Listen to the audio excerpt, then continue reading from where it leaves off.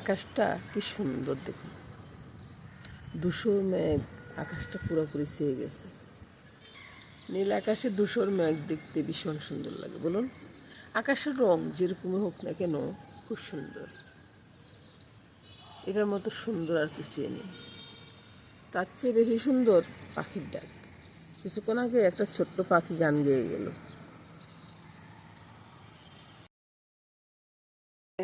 স্কুলের টিফিনটা কিভাবে রেডি করতেছি সেটা দেখুন। একবার ছোট্ট একটা পরোটা বেলে নিলাম, বুঝছেন? পরোটাটা এখন তাওয়াতে দিয়ে দিলাম, ওই তাওয়ার সমান সমান আর কি। পরোটাটা তাওয়াতে দিয়ে দিলাম, পরোটাটা হয়ে যাক। এই যে দেখুন, শর্মার পরোটার মধ্যে যতটুকু হয় আর কি, অতটুকু ওই পরোটাটা করে নিলাম। তারপর ওই প্যানে একটু তেল ছেড়ে দেব।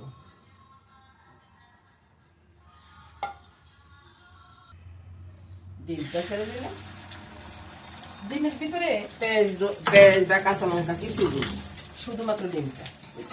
আপনারা ঠিক এভাবে নাস্তাটা রেডি করে দিবেন, দেখবেন যে আপনাদের বাচ্চারা খুব সুন্দর মনে খেয়ে নেবে। এই যে ডিমটা উল্টে দিলাম, ডিমের এপাশে আমি ওই দিন যে বানাইছি যে মেয়োনিজটা লাগিয়ে দিচ্ছি। তাইলে হবে কি, মেয়োনিজটাও গরম হয়ে যাবে আর খেতে না অসাধারণ লাগবে, বুঝছেন? আপনারাও ঠিক এভাবে করে দেখবেন, বাচ্চারা খুব সুন্দর মনে খেয়ে নেবে। পরোটার ভিতরে আর মেয়োনিজ লাগাবো না, তাইলে মেয়োনিজটা গরম হয়ে গেলে আর কোনো রিস্ক থাকবে না আর কি। আমি আসলে ভুল করে বলে ফেললাম।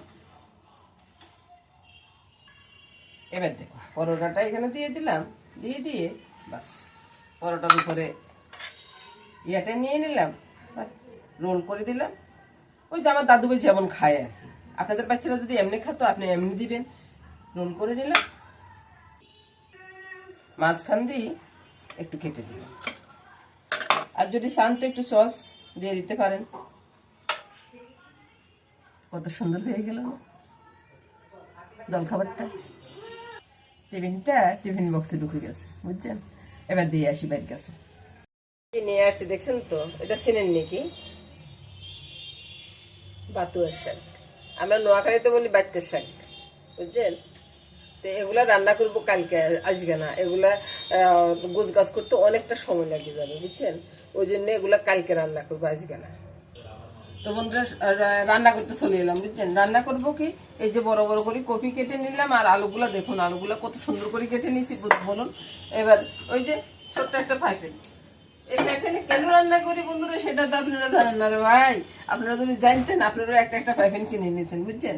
এই পাইপেনে রান্না করলে তাড়াতাড়ি রান্না হয়ে যায়, রান্নাটাও খেতে বেশ মজা লাগে। কেন মজা লাগে? এটা তো ওই যে অনেকটা সরানো না, তরকারিগুলা খুব সুন্দর সিদ্ধ হয়ে যায়, খুব সুন্দর সুন্দর খেতে লাগে, বুঝছেন? এই জন্যে এই পাইপেনটা আমার বেছে নেওয়া আর কি। তো তেলটা আপনাদের সাথে কথা বলতে বলতে দিয়ে দিছি। এটা তো আর বলার দরকার নাই, বলার দরকার থাকলে বলতাম আর কি। তো এখন কি দিব? তেজপাতা। দেখুন কি করতেছি, তেজপাতা কোন দিক থেকে নিতেছি, কালো জিরা। এই মামরিটা কোথায় রে? এই ফোড়ন গুলো দিয়ে দাও না বাবা, তাহলে আলুগুলো সারি দিও। মা ফোড়নটা দিয়ে দিচ্ছি।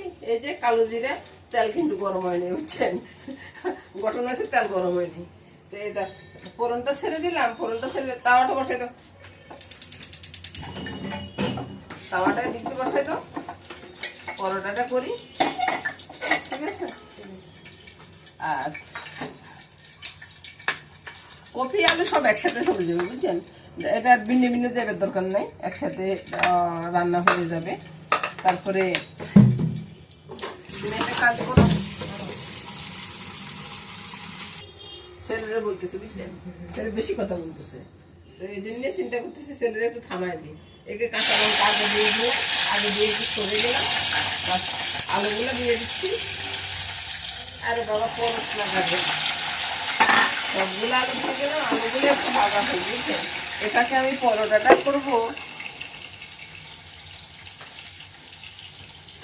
আরে বাবা, যেটা ধরে এটে পরে, এটা কি কোনো কথা হইলো? আর আগে কিন্তু কবিতা সাহিত্যে কোনো ইয়ে পড়বে না, মশলা পড়বে না, জিরা দন্যা থেকে শুরু করে কিছুই পড়বে না। শুধু ধন্যা পাতা দিব কাটি, আর কাঁচা লঙ্কা তো দিয়ে দিলাম। এটা উল্টে দাও, উল্টে। আর তেল ফাটাচ্ছ কেন? আর হলে সমেত দাও। ব্যাস, আমি এভাবে যে পরোটা করি বুঝছেন, এভাবে রান্নাটা হয়ে যাবে, কিছুক্ষণ ফিটে ফেটে দিও বুঝছেন। এই যে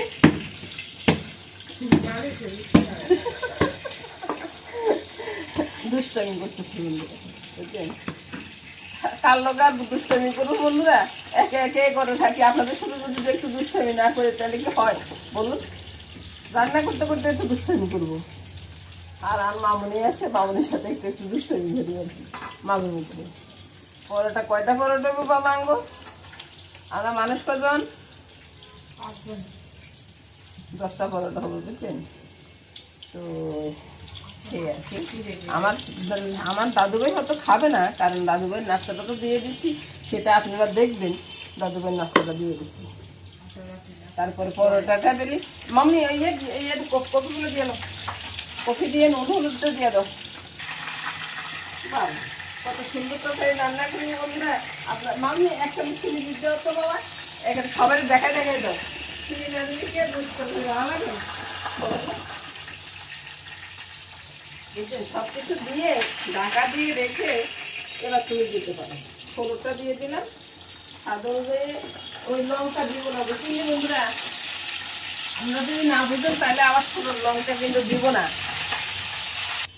স্কুল থেকে ধন্যবাদরা নিয়ে আসছি বুঝছেন, আরো কি টাকা দিন, টাকা কালিকা দিন। তো এই ধনিয়া পাতাগুলো মামনি কেটে নিচ্ছে, এগুলো এখানে অরিজিনাল ধনিয়া পাতা, বাজার থেকে আনলে তো ভালো লাগে না, বললাম স্কুল থেকে নিয়ে আসছি। দেখছেন নি কত সুন্দর করে পরোটা বানিয়ে দোকানে আপনারা পাইবেন, এরকম পরোটা পাবেন না তো। মামনি তরকারিটা লাগা দাও, ধনিয়া পাতাটা দিয়ে দাও, ধনিয়া পাতা দিয়ে দাও, ধনিয়া পাতা দিয়ে দাও, আগে লাড়ি দাও, আগে গট গট গট গট করে লাড়ি দাও, লাড়ি দিয়ে ধনিয়া পাতা দাও। ধনিয়া পাতা দেওয়ার পরে বাংলা ভাঙো, কোনো সমস্যা নেই, বাংলা একটু তরকারির ঝোলটা ঘন হবে। কি বলেন বন্ধুরা, তরকারির ঝোলটা ঘন হবে না, ওই জন্য মামনিরা বলতেছি। তো দিয়ে একটু সামান্য একটু জল তো ধনিয়া পাতাটা দিয়ে দাও, দিয়ে দিন নামে আর ফেলো তরকারিটা। হ্যাঁ হয়ে গেছে বন্ধুরা। হ্যাঁ হ্যাঁ দাও তো তো তো তো ধনিয়া পাতা দিয়ে দাও। আমার ছেলে বসে দিয়েছে খাওয়ার জন্য, আর একটু একটু ঝোল লাগতেছে, একটা কাঁচের বাটিতে ঢালিয়ে নিয়ে, ঠিক আছে পরে দেখাবো বন্ধুরা। এখন আমি যাচ্ছি, নামাই ফেলো তো বাবা, ঠিক আছে ডালি দাও।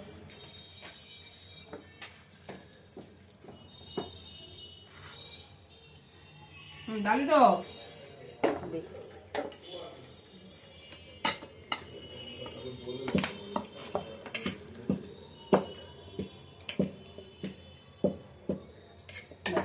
রান্নাটা হয়ে গেছে বন্ধুরা।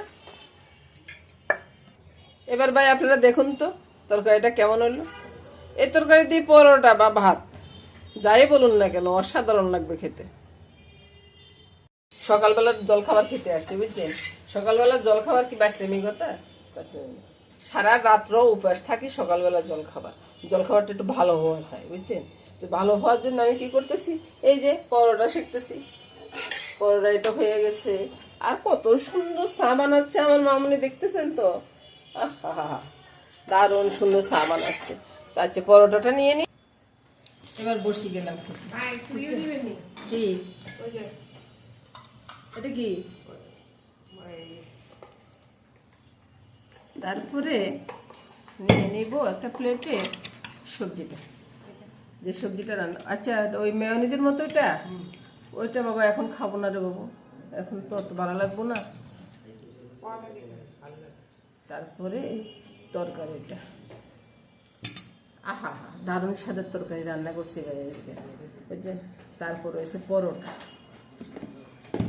মামনি সাজতেছে দধি, বাপা আনছে মনে হয়, এই জন্য শাশুড়ি একটু সমাদরটা বেশি করতেছে বুঝছেন। তারপরে এই না না করবে না, আপনার ছেলে আনছে।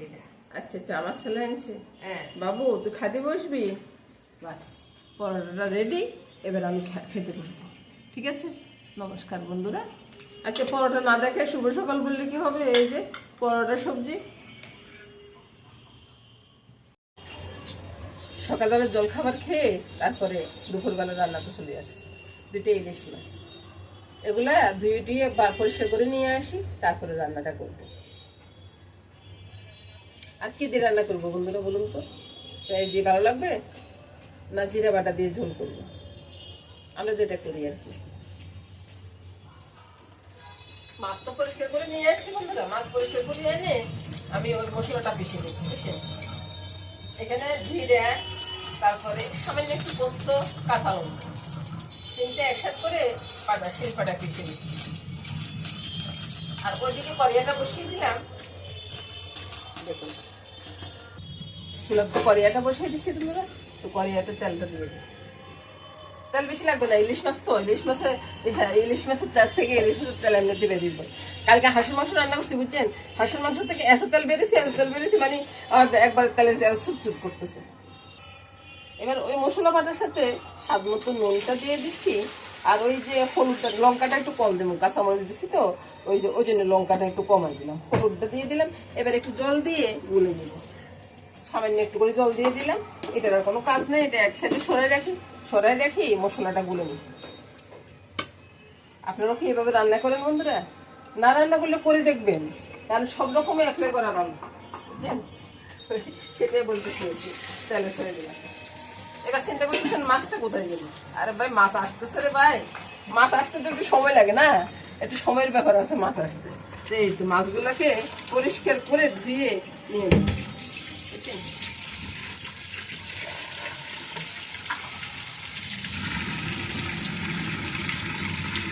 এই যে মাছগুলো,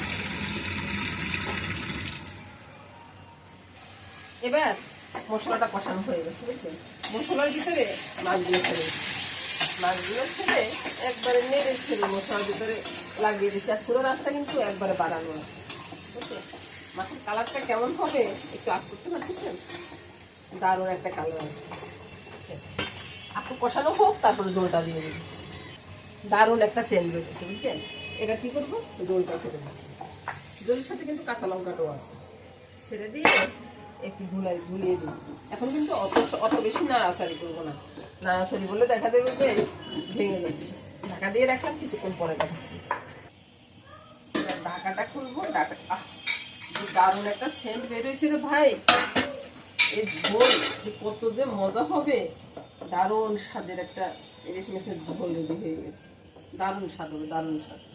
এবার নামাইনি, তারপর আপনাদের খাবার দেখাই।